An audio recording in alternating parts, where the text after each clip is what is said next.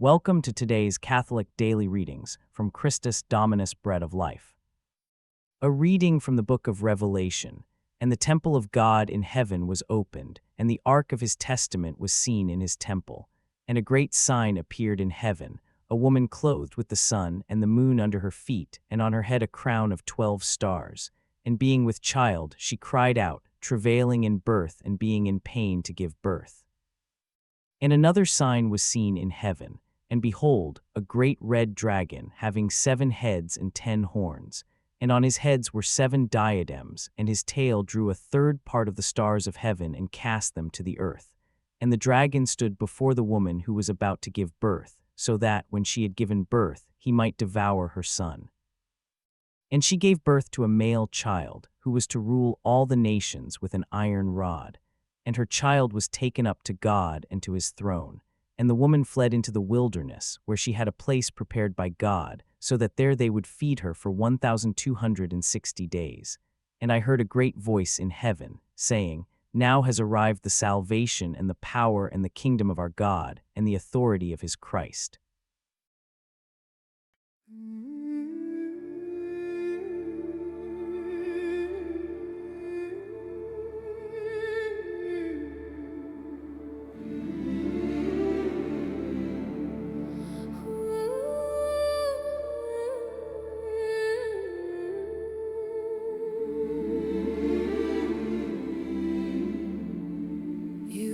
The highest honor of our race, blessed by the Lord, creator of heaven and earth. You are the highest honor of our race, chosen by God before the dawn of the world.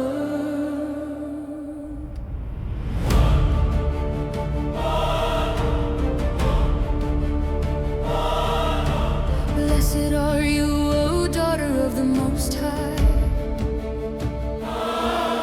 Above all the women of the earth, the Mighty One remembered his people, and through you salvation broke like dawn. Your deed of hope will never be forgotten. Your courage resounds through every age. You stood against the serpent's terror and carried the light the darkness feared. You are the highest honor of our race, Mother who bears the Holy One. You crush the serpent by your faith. You lift the fallen toward your Son. You are the highest honor of our race, O Lady clothed with heaven's fire.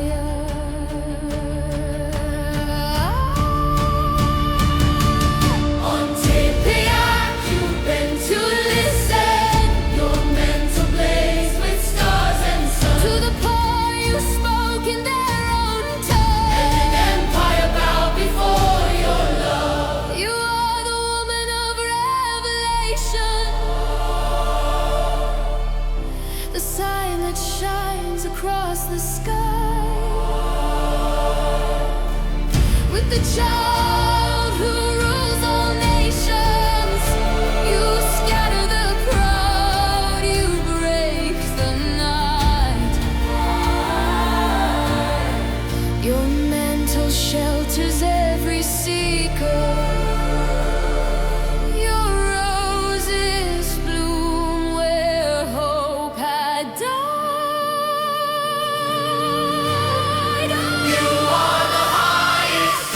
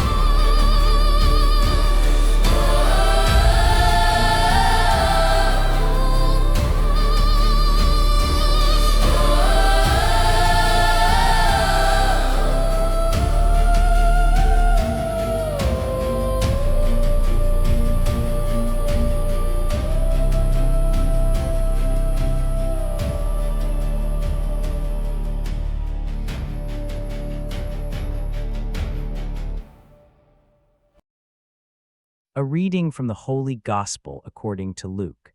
Now in the 6th month, the angel Gabriel was sent from God to a city of Galilee named Nazareth, to a virgin betrothed to a man whose name was Joseph, of the house of David, and the virgin's name was Mary. And entering to her, he said, "Hail, full of grace, the Lord is with you. You are blessed among women."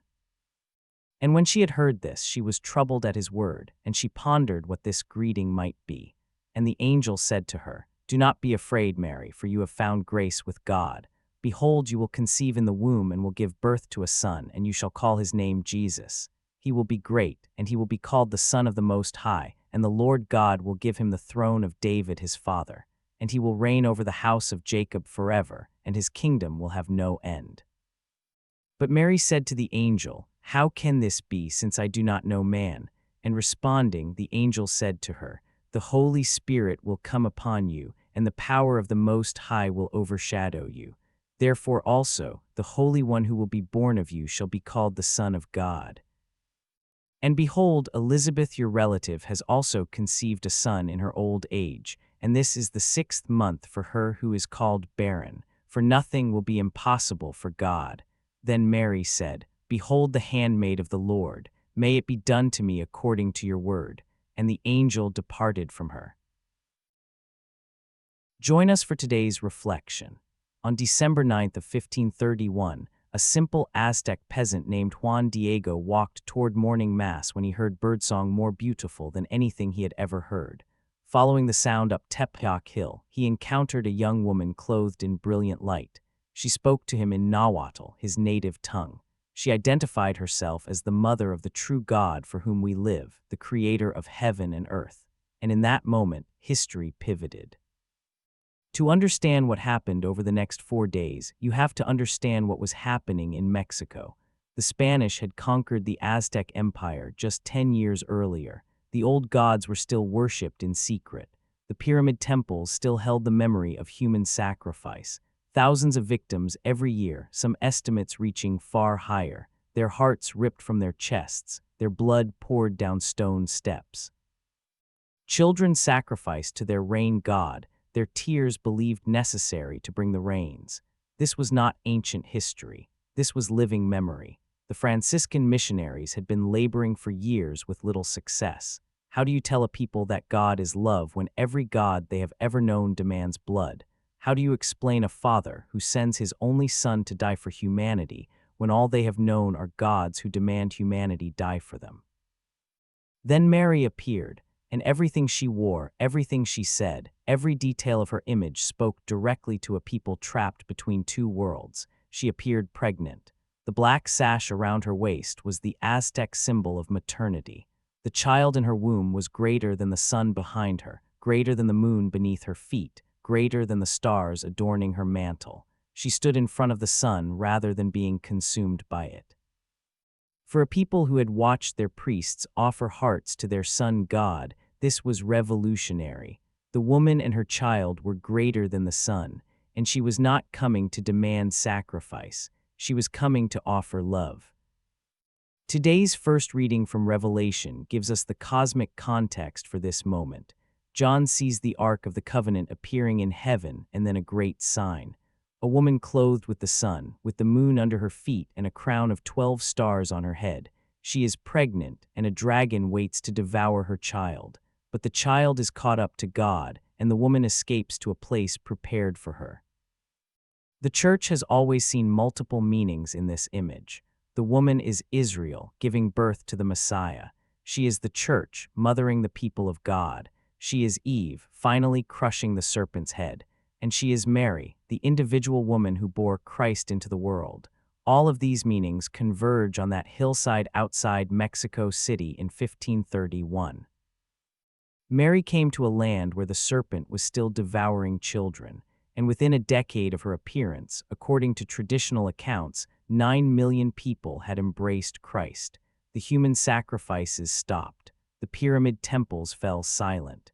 A civilization that had been drowning in blood found the God who had shed his own blood so that no one else would have to. This is why our responsorial today comes from Judith. When Judith saved her people from Holofernes, Uzziah blessed her. You are the highest honor of our race. Blessed are you by the Most High God above all women on earth. What Mary accomplished at Guadalupe dwarfs even Judith's victory. Judith saved one city. Mary conquered an empire. Judith freed her people from a siege. Mary freed a people from the grip of the serpent himself. And what did she ask Juan Diego to do? Build a church? No, she asked him to ask the bishop to build a church. The Queen of Heaven submitted her request to the local bishop. When he hesitated, she did not demand. She waited. She provided the sign he requested. She obeyed the structures of authority even as she transformed an entire continent. The gospel today brings us back to that original moment when Mary said yes. Gabriel came with an impossible message. She did not understand how it could happen, but she did not ask whether it would happen. She asked how, and then she surrendered. Behold the handmaid of the Lord. May it be done to me according to your word. That same surrender echoed on Tepeyac Hill nearly 1,500 years later.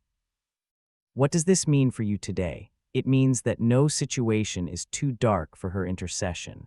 A civilization built on human sacrifice was not too far gone. Your situation, your struggle, your loved one who seems so far from God, they are not beyond the reach of her mantle. Am I not here, I who am your mother? She spoke those words to Juan Diego when he was terrified and confused, when his uncle lay dying and his mission seemed impossible. Am I not here? Are you not under my shadow and protection? Is there anything else you need? The woman clothed with the sun is not a distant figure from an apocalyptic vision. She is your mother, and she is still appearing, still interceding, still conquering the serpent, still bringing her children to her son.